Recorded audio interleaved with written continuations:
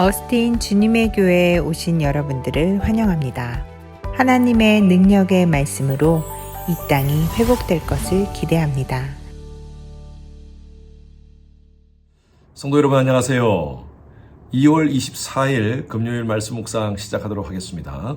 오늘 묵상할 말씀은 사무엘상 17장입니다. 사무엘상 17장 8절에서 11절까지 읽겠습니다. 자, 8절에서 11절까지. 자, 8절부터 같이 읽겠습니다. 그가 서서 이스라엘 군대를 향하여 외쳐 이르되 너희가 어찌하여 나와서 전열을 벌였느냐? 나는 블레셋 사람이 아니며 너희는 사울의 신복이 아니냐?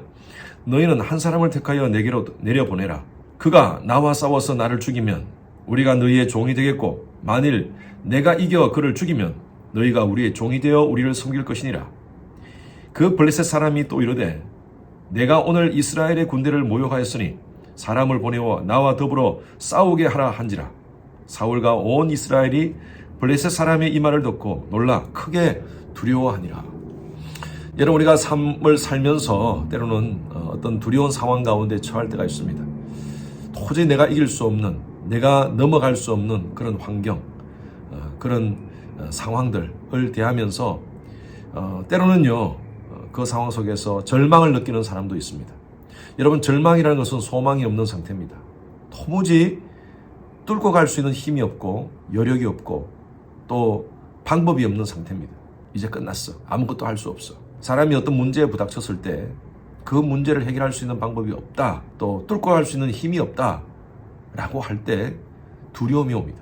그리고 그 두려움은 사람에게 절망을 줄 수가 있습니다. 사실 그 환경 때문에 더 힘든 것이 아니라 두려움의 그 마음, 절망, 소망을 잃은 그 마음 때문에 사람은 점점 병들어가고요. 그리고 그 절망의 병은 결과적으로 죽음에 이르게 하는 병이라고 이렇게 표현한 게 있습니다. 과거에 뉴욕타임즈에 나온 그런 스토리인데, 대형 냉장고를 청소하는 사람이 그 냉장고 안에 들어가서 청소를 하다가 문이 닫혀버렸습니다. 그 냉장고의 손잡이는 안에 있지 않고 밖에 있었습니다. 밖에서 열어주지 않으면 그 냉장고를 열 수 없는 상황이었어요. 나중에 이 사람이 결국 죽었어요. 나중에 어떤 사람이 그 냉장고에서 죽은 그 청소부를 발견합니다. 근데 이상했어요. 그 냉장고는요 고장난 냉장고였습니다. 온도가 13도. 그 죽음의 이유가 뭔가? 심리학자들이 조사를 해보니까 나는 죽는다, 나는 이제 곧 얼어서 죽는다, 냉장고 안에서 갇혀 죽는다 라는 그 절망 때문에 그 사람이 죽게 되었다는 것입니다. 여러분, 그래요. 우리 삶 가운데서 두려움의 환경이 있을 때 그 두려움 환경보다는 더 무서운 게 포기하는 겁니다. 절망하는 겁니다. 아무것도 소망이 없다라고 마음을 먹는 것입니다. 하나님의 백성들은 어떤 상황 속에서도 절망을 가지면 안 됩니다. 오늘 저는 이 말씀 묵상을 통하여서 우리의 환경을 바라보는 우리의 마음의 자세가 어떤가를 한번 생각해 보기를 바랍니다. 지금 너무나 우리가 잘 아는 스토리입니다. 골리앗과 다윗의 스토리죠. 주일학교 때 가장 많이 들은 스토리 중에 하나가 바로 이 다윗과 골리앗의 스토리입니다. 블레셋과 이스라엘이 전쟁하게 되었습니다. 그런데 그때 한 블레셋의 큰 장수가 나타납니다. 한번 4절 보십시오.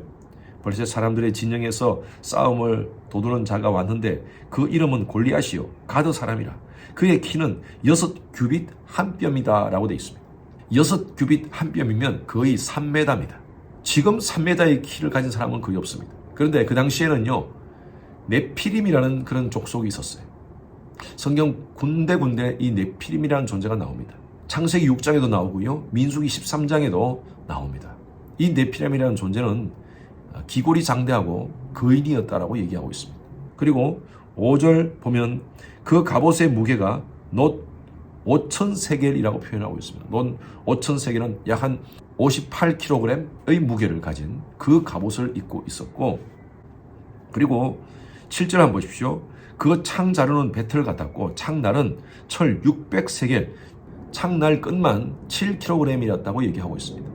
갑옷을 입고 투구를 쓰고 모든 것을 다 무장한 그런 군인이었어요. 바로 우리가 잘 알고 있는 골리앗이었습니다. 이 골리앗 앞에 이스라엘 백성들은 꼼짝을 못하고 있습니다. 이렇게 외칩니다. 블레셋 사람이 이르되 내가 오늘 이스라엘의 군대를 모욕하였으니 사람을 버려 나와 더불어 싸우게 하라. 나하고 싸울 사람 나와라. 그렇게 외칩니다. 그때 사울과 온 이스라엘이 블레셋 사람의 이 말을 듣고 놀라 크게 두려워하였다. 이 말은 바로 멘붕이 왔다는 것입니다. 전쟁에서는 사기가 참 중요한데 이 사기가 다 떨어졌습니다. 그 골리앗 때문에. 근데 우리가 내일 모레 계속 말씀 묵상했지만 다윗이 나타납니다. 다윗은요, 그 골리앗을 바라보면서 자기가 나가서 싸우겠다고 합니다. 다윗이 믿는 구석이 있었습니다. 하나님이 나와 함께 하심에 대한 확신입니다. 그리고 그거 가지고 있는 실력이었습니다. 다윗은요, 골리앗의 약점을 알았습니다. 모든 것을 다 썼지만 그러나 요 얼굴은 비어 있었습니다. 이것이 바로 골리앗의 아킬레스건이었어요. 사람의 발 뒤꿈치가 아킬레스건이라고 그러는데 이 아킬레스건을 건드리면 사람이 움직이지 못합니다. 로마의 신화에 아킬레스라는 그런 장군이 등장하지 않습니까? 천하무적입니다. 이 아킬레스의 어머니가 티티스였는데 이 티티스라는 이 여인은요, 자기의 아들을 천하무적을 만들기 위해서 온 몸을 갑옷으로 감싸는 그런 물이 있었습니다. 그 물에 몸을 담그면요, 어떤 무기도 어떤 화살도 통과할 수 없는 천하무적의 몸이 되는 것입니다. 이 아이의 발꿈치를 잡고 물에 담겼었어요. 그래서 그 후에 이 아킬레스 장군은 천하무적이 되었어요. 트로이와의 전쟁에서 이 아킬레스 장군이 죽습니다. 왜 죽었냐면요, 독화살이 이 아킬레스 장군의 뒷발꿈치를 쏘았던 것입니다.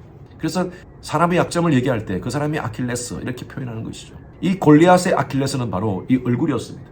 다 몸을 감쌌지만 요 얼굴이 비어있던 것이었어요. 다윗은 그것을 알았어요. 그리고 지금까지 그가 믿는 하나님을 신뢰했고요, 뿐만 아니라 자신이 지금까지 연마한 그 실력을 확실하게 믿었습니다. 그래서 당당하게 우리가 계속 말씀을 묵상하겠지만 골리앗 앞에 서서 너는 칼과 창과 단창으로 내게 나아오거니와 나는 만군의 여호와의 이름으로 내게 나아가노라. 그리고 돌팔매를 통하여서 착 던져서 골리앗의 이 양미간에 돌을 박습니다. 인생은 문제가 끊이지 않습니다. 하나의 문제가 끝나면 또 다른 문제가 생기고요, 모든 사람의 삶 속에는요, 문제가 다 있습니다. 그러나 하나님의 백성들은요, 문제를 바라보고 문제를 해석하는 안목이 달라야 됩니다. 그 문제 속에서 함께 하시는 하나님의 역사를 바라봐야 돼요. 하나님은요, 그 문제를 바라보면서 하나님의 약속의 말씀을 붙잡을 때 그 문제의 아킬레스를 하나님께서 발견하게 하실 것입니다. 그러나 그 문제를 우리가 뚫고 나갈 때는요, 가만히 있는 것이 아닙니다. 나의 실력을 만들어야 됩니다. 마치 다윗이 그 들판에서 돌을 던지는 그 실력을 개발했듯이 우리도 마찬가지입니다. 그 문제 속에서 가만히 그냥 입만 벌리고 있는 것이 아니라 나의 최선을 감당해야 됩니다. 그리고 하나님은 우리를 통하여서 역사하실 것입니다. 여러분, 어떤 상황 속에서 절망하지 마십시오. 하나님 백성들의 삶 속에는 절망이라는 단어가 없어야 됩니다. 요한복음 16장 33절 말씀에 이것을 너희에게 이름은 너희로 내 안에서 평안을 누리게 하려 함이라. 세상에서 너희가 환난을 당하나 담대하라.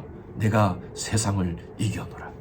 예수님께서는 우리에게 세상에서 여러 가지 많은 문제 속에서도 담대하라고 말씀하십니다. 늘 제가 말씀드렸다시피 하나님의 백성들은 하나님이 책임져 주십니다.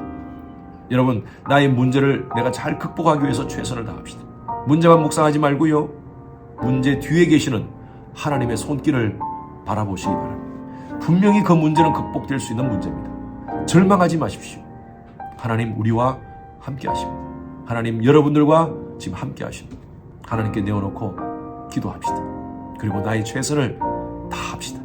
여러분 삶 가운데 골리앗과 같은 그런 문제들을 다윗과 같이 하나님 말씀의 확신을 가지고 그 문제를 믿음으로 돌파하시는, 브레이크스루 하시는 그런 여러분 되시기를 주님의 이름으로 축원합니다. 주님 감사합니다.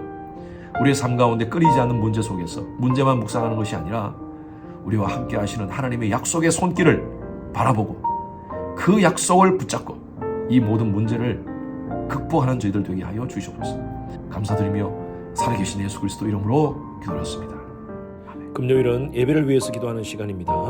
모든 예배를 위해서 기도해 주십시오. 주일 예배, 금요 예배, 또 청년들 예배, 어린 아이들부터 모든 예배에 이르기까지 성령의 기름 부으심이 많은 그런 귀한 예배 될 수 있도록 담임 목사의 설교에 하나님께서 준비 가운데 함께 하시고 또 말씀을 선포할 때 은혜와 능력이 더하시도록 기도 부탁드립니다.